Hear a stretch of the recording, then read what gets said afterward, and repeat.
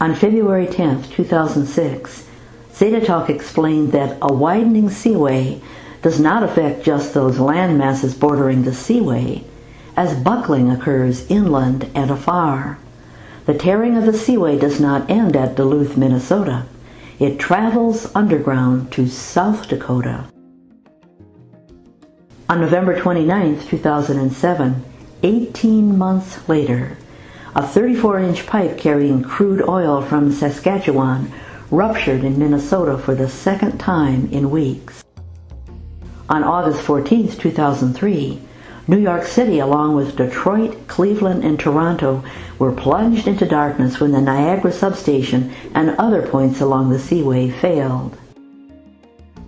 On February 10, 2006, Zeta stated that land east of the Mississippi will move toward the northeast, while the other, west of the Mississippi, moves toward the southwest. This does more than tear most of the bridges along the Mississippi. On August 2, 2007, 18 months later, the I-35 bridge at Minneapolis snaps and springs 50 feet to the east at the south footings, as though having been pulled in that direction. On July 15, 1995, Zeta stated that Neanderthal, big brute that he was, had a digestive problem due to inability to digest the foods available, to take advantage of the fauna and flora that were perforce his menu. On June 12, 2000, 5 years later, scientists report that Neanderthal ate meat and nothing else, where modern man ate a more varied diet. The researchers had probed the diet of the Neanderthal by measuring the isotope ratios of nitrogen in skulls and jawbones recovered from a cave in Croatia. On February 2, 2002, discounting the meteor theory for the dinosaur extinction, Zeta stated that large dinosaurs that had immunity to the virus were nonetheless weakened and struggled for food. Smaller creatures who reached a bit of food made this go further and struggled forward to reproduce and pass on their immunity. On November 17, 2004, scientists reported that the dinosaur did not die out suddenly, as after a meteor strike, but over hundreds of thousands of years, a slow process.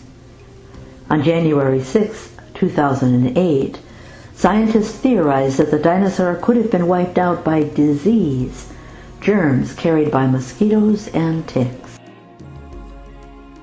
On July 15, 1995, Zeta stated on Mars that the Anunnaki directed wastewater down a culvert. Thus, precious water increasingly was sent underground. On January 25, 2007, 12 years later, scientists began speculating that Mars water may have gone underground.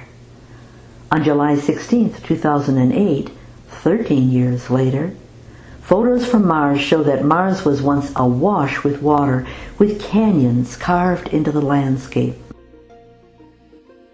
On January 6, 2006, Zeta explained that DNA in a soup would be subject to assault continually and thus not perpetuate itself with any certainty. Cells are a stage of life prior to DNA insertion. On October 6, 2007, almost 2 years later, a team of DNA scientists declare they have created artificial life, but the new DNA strands require shelter in a cell of a bacteria in order to survive and replicate. On April 15, 1999, Zeta predicted tides are greater than expected, especially along the Pacific coastlines. Not tsunamis following earthquakes, but unusually high tides. On November 27, 2007, 8 years later, Indonesia had record high tides, reaching more than a mile inland. Also on April 11, 2007, 6 people were dragged out to sea at Acapulco Bay, Mexico, when a freak wave rolled in. The day was clear, no storm in sight. nor was this a tsunami caused by an earthquake. On June 15, 1997, Zeta predicted violent wave action that swamps large ocean-going ships. On March 31, 2006, 9 years later, record waves 95 feet high were recorded by a British research ship for more than an hour. The previous record was 61 feet. On June 15, 1996, Zeta stated that life in dark caverns or the depths of the ocean is pale, without color. The core of the Earth, emitting in greater bursts the radiation her caverns and deep water creatures are bathed in, is confusing her surface creatures. By October 18, 2002, albinism is clearly on the increase, including the white buffalo and including a white moose in Idaho.